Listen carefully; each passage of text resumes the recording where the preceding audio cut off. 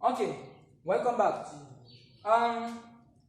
In our electrophilic substitution, I was trying to explain some things about the benzene ring. Okay, and I said I gave you some reasons why benzene was not considered to have this structure, the closed structure of benzene. The first one was that benzene does not readily undergo electrophilic addition reactions. It rather readily undergoes electrophilic substitution reactions. Okay, because if it was having multiple bonds, it means that benzene will it can easily undergo electrophilic addition reactions. Okay, because it will be unstable. But now it does not. It rather undergoes the substitution, explaining its stability. Next one is that benzene. Okay, another main point is that the bond lengths in the benzene molecule, okay, or the carbon to carbon bond lengths are the same. Unlike in cyclohexane, that some of the bond lengths there are longer than the others. And then in another thing again, if you actually take, for example, now this molecule is called cyclohexane. So if I add hydrogen to this molecule, since it has a double bond, it's going to give me cyclohexane. So there's a certain amount of energy which is going to be released, okay, when I add hydrogen to this molecule. When I add hydrogen to cyclohexane, to give me cyclohexane. Alright, there's a particular amount of energy which is going to be released. Now, if this is the structure of benzene, it means that the hydrogenation of benzene should be 3 times that of cyclohexane. But it is not the case. The enthalpy of hydrogenation of benzene is not exactly, or is not 3 times that of cyclohexane, explaining the fact that benzene does not have double bonds. Okay, so benzene rather undergoes electrophilic substitution reaction, and a very prominent example of this electrophilic substitution reaction is the nitration of benzene. Alright, is the nitration of benzene. Now benzene, this is the structure of benzene. So benzene reacts with NO, or benzene can be converted to nitrobenzene. Okay, to NO2, okay, to nitrobenzene, using concentrated sulfuric acid in concentrated nitric acid, NH or HNO3, okay, at 55 to 60 degrees Celsius under reflux. Okay, so you can be able to convert benzene to nitrobenzene using this reagent, concentrated sulfuric acid in concentrated nitric acid at 55 to 60 degrees Celsius under reflux. So what is the mechanism of this reaction? If you are being asked to write the mechanism according to June 2015,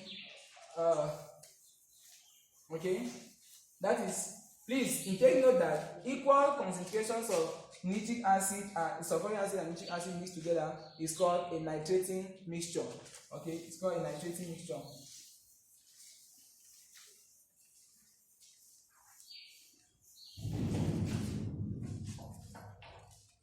Alright, so what is the mechanism? Let's look at the mechanism.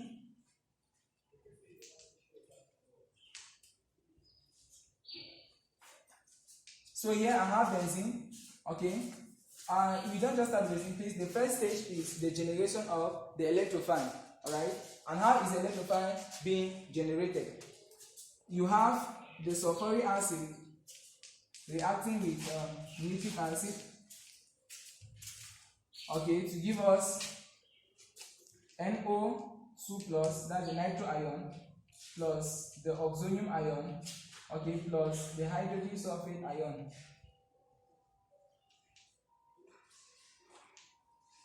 Okay, so you're going to have H2SO4 plus nitric acid to give us NO2 plus oxonium ion plus the hydrogen sulfate ion.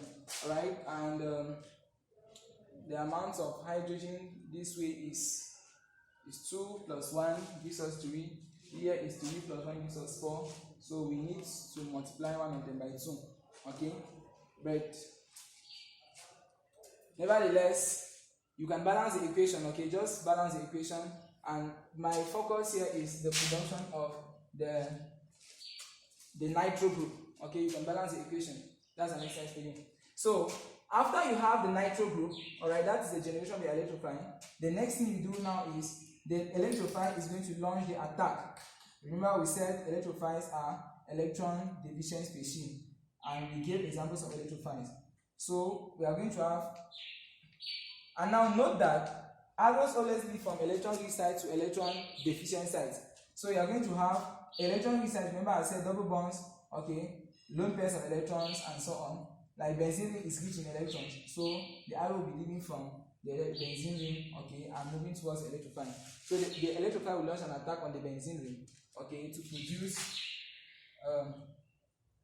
an intermediate, okay, to produce an intermediate here. When you have the nitro group attached to the benzene ring, okay, and you also have the hydrogen. Remember, each of the carbon atoms here has a hydrogen atom attached to it. Benzene is C6H6. So each carbon atom has a hydrogen atom. So what happens is that in solution we have HSO4 minus. So the HSO4 minus, okay, will be attracting. Remember, it's negatively charged, so it will be attracting the hydrogen here, and the bond, the electrons which are found in the bond between the carbon atom and hydrogen, okay, because hydrogen has to be replaced, will go to the benzene, will be given to the benzene ring, okay. So that is an example of a mesomeric effect. Okay, you are going to have the shifting of the electron pairs, okay, from here to here, then the hydrogen is going to go away, and we are going to have benzene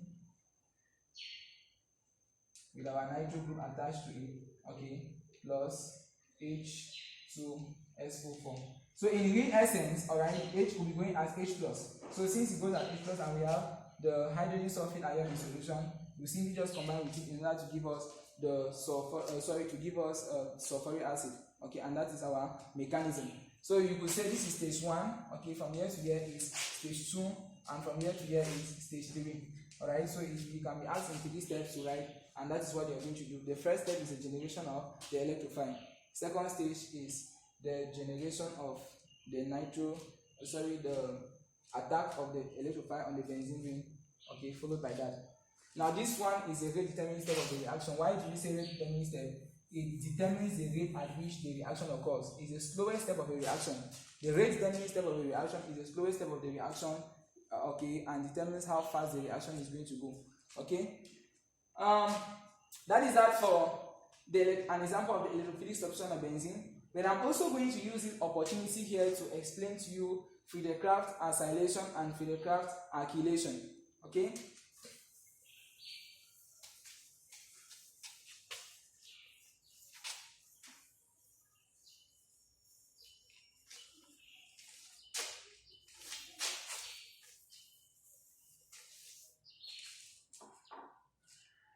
I'm sure you have learned about Friedel-Crafts alkylation, Friedel-Crafts.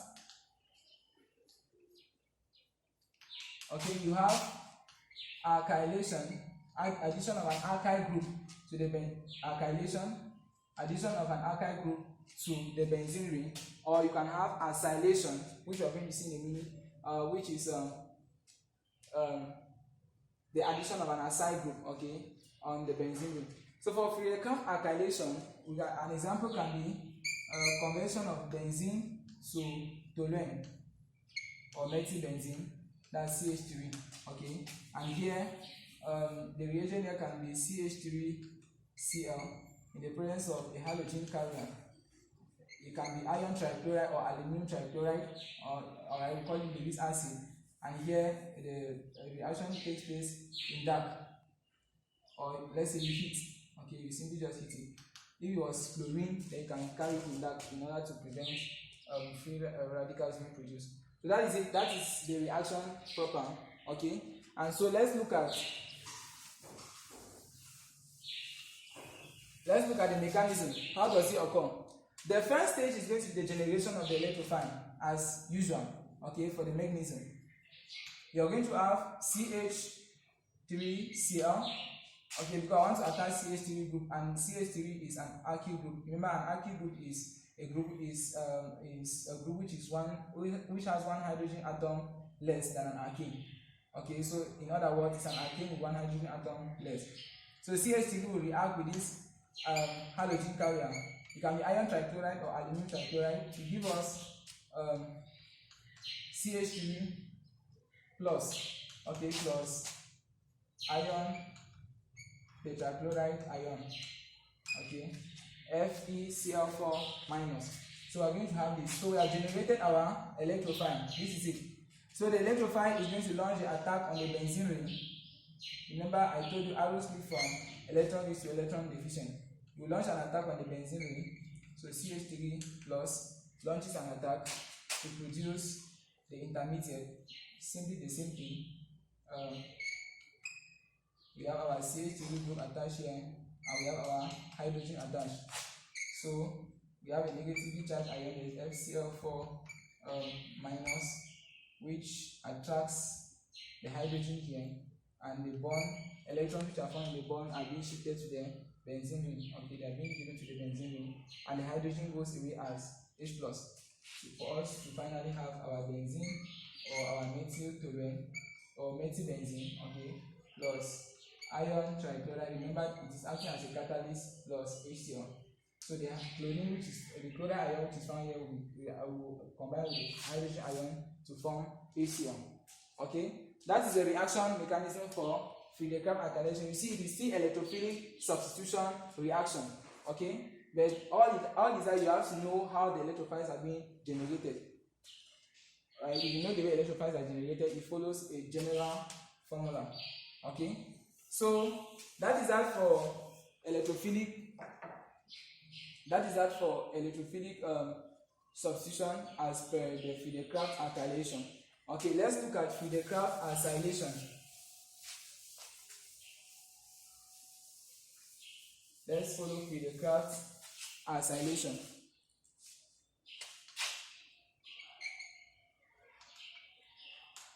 Now for Friedel-Crafts acylation, okay, we have the reaction of, you can have conversion of benzene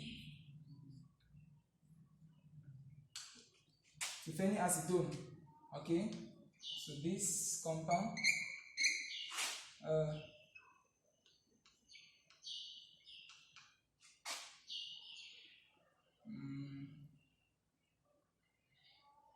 okay, phenylacetone. Okay, conversion of that, so you can have maybe reaction of CH3 C double bond O Cl slash the halogen carrier. I say halogen carriers can be either iron trichloride or aluminum trichloride. Okay, under heat. So what is the mechanism? The first stage is the generation of electrophile, where you have your CH3 reacting Cl plus the iron trichloride, giving us CH3, okay, C double bond O plus. So there's a carbocation which is being formed because this chlorine atom is being cut off to attach here. So electrophile has been formed for us to have FeCl4 minus. Okay, and when you have that, of course, the same thing is going to follow. So benzene ring is going to the electrophile launches an attack. So this compound will attach to the benzene ring via this carbon atom. Okay, via the carbon atom which has a positive charge. So we're going to have our CH3 here. Okay, to give us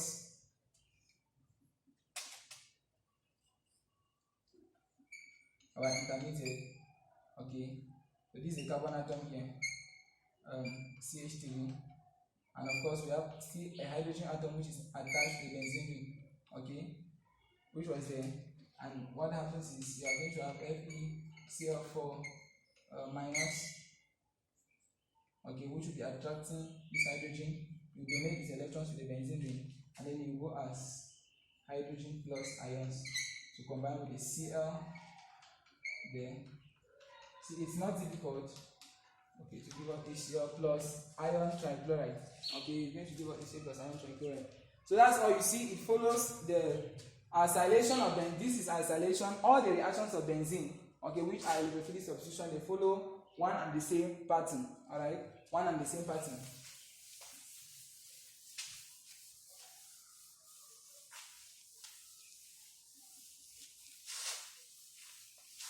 follow one and the same pattern. Okay, so I can be able to summarize the electrophilic substitution in benzene, alright, as this benzene plus an electrophile. Okay, let's attack an electrophile to give us benzene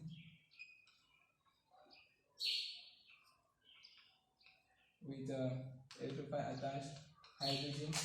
Hydrogen finally gives the electron to the benzene ring, and then it's converted to this. Okay, that one can be a very good summary of the electrophilic substitution mechanism in benzene. Okay, it summarizes everything. Alright, so the next thing after electrophilic substitution of benzene, okay, we are going to move to nucleophilic substitution mechanism.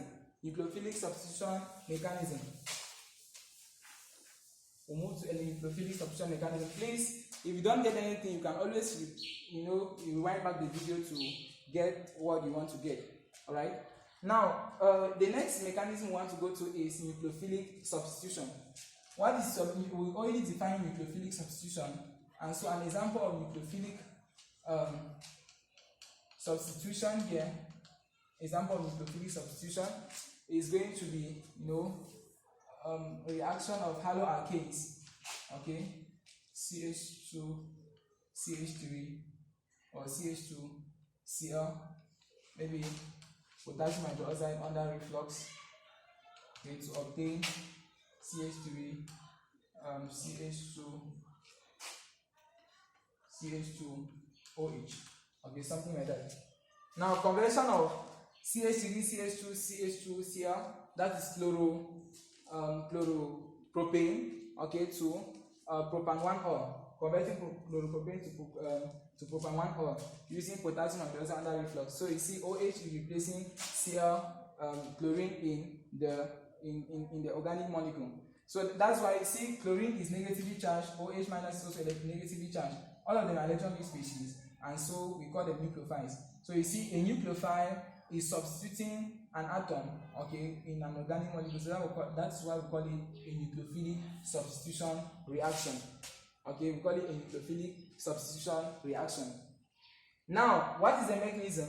We have two types of mechanisms. We have SN1 mechanism and we have SN2. Now, SN1 does not depend, or SN2 does not depend on the number of steps that the reaction takes. Instead, SN1 has 2 steps and SN2 has just 1 step. SN1 there explains the number of molecules which are found in the rate determining step of the reaction, and SN2 tells you that there are 2 species which are found in the rate determining step of the reaction, and of course SN1 means 1 species in the rate determining step. And in which type of compound does SN1 occur? SN1 occurs in tertiary haloalkanes. Okay, examples is tertiary haloalkanes, and SN2 occurs in primary haloalkanes. Now, secondary haloalkanes is going to be in between the two, but if you are being given an exam, I prefer that you use SN2 for primary and secondary haloalkanes, and use SN1 for tertiary haloalkanes. Okay, so here let's look at this mechanism will follow what we call the SN2 mechanism. Okay, it's going to follow the SN2 mechanism. What is the SN2 mechanism? We simply have, okay, this carbon atom is a target. So I have my carbon atom there. It has a chlorine atom bound to it. It has a hydrogen atom, another hydrogen atom, and then it has a C2H5. Okay, I'm going to compress this group. This group is the same as CH3, CH2. Okay, so I'll put it as C2H5. So I'm going to have it like this. And my reagent there in the solution is going to be OH minus. Remember, reagents are substances which are being added on organic compounds to cause them to react. So this OH minus here is going to attack this carbon atom from behind. So you don't attack your enemy from in front, you attack it from behind. So avoid some stuff. So here, you convert this molecule. Okay, this molecule will pass through a transition stage. Let me put it like this. So you have your OH minus in solution. Okay. Now the OH minus attacks that carbon atom and attaches to it, and this compound passes through a transition stage where a new bond is being formed and an old bond is being broken. So I have OH attaching to this carbon atom, and the bond between carbon and chlorine is breaking away, okay? And I have my hydrogen here, my C2H5, another hydrogen atom, okay? And this species is negatively charged. And finally, this OH will finally attach to the carbon, and Cl is going to go away as Cl minus. So I'm going to have CH3, okay, CH2, Cl, alright, plus, sorry, CH2OH, plus Cl minus. Of course, Cl minus can combine with potassium plus in solution to give us potassium chloride, okay? So that is it. Very, very clear. That is SN2 mechanism. It follows one step. We call it SN2 because this is a rate determining step, and it has two species, OH minus and the compound itself. There are two species involved in the rate determining step of the reaction. And clearly, we just move from here to SN1 mechanism at once. Okay, SN1 mechanism. How does it operate? Alright, if you're taking a look at it a little bit.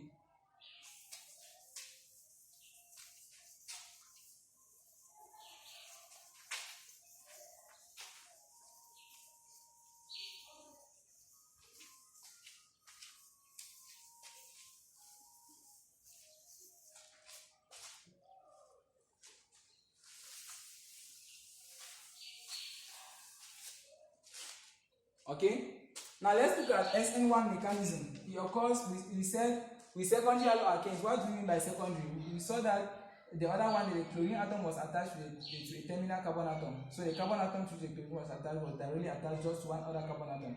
But in the secondary, you have the carbon atom carrying the chlorine or the halogen will be attached directly to two different carbon atoms. So that's what we call it secondary.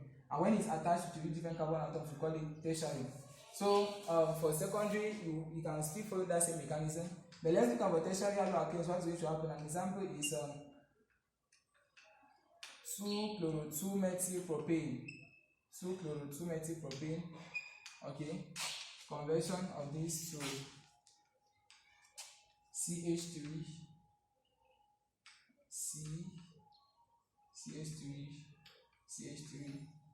CH3OH.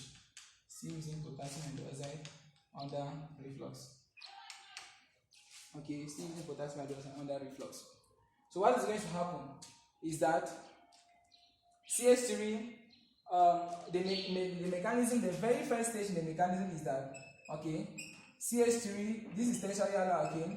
Very first stage is that, of course, I said this one occurs in two steps. The bond between the carbon atom and the halogen is going to break away. So okay, in the general, if it was bromine, the same thing will happen. Okay, so the bond between the carbon atom and the halogen is going to break away. Okay, will shatter in order to produce CH3, CH3. Of course, a carbocation will be formed here, and here I'm going to have CH3 plus Cl minus in solution. So there's actually going to be Cl minus, of course, that will combine with potassium plus to give us potassium chloride. Now in solution, I have OH minus ions, alright? So the OH minus ions will be attracted towards the carbon atom here. And as I said, arrows point from electron rich to electron deficient. Carbocation, positive charge here means there's electron deficiency. So OH minus will attack there to give us CH3, CH3, OH, okay, CH3. And the chloride that is in solution can combine with potassium plus to give us potassium chloride. So we call it a nucleophilic substitution unimolecular because it has just one carbon atom. Okay, it has just one species in its rate determining step, which is this one, the breaking of this bond between the carbon atom here and the halogen. Okay, and that is this. We have come to the end of nucleophilic substitution mechanism. Or we have come to the end of substitution mechanism as a whole. Now in the next video, we are going to be discussing on addition reactions, and subsequently we'll be talking about elimination reactions. Okay, for those ones we are not going to take a video, maybe just take a single video. So thank you very much for watching, and enable to subscribe to our YouTube channel, like, comment and share to others. Okay, and please hit the notification bell so that we should know that you have subscribed. And Also, watch out for the next part of the video. It is really going to be quite interesting. All right, thank you very much for watching.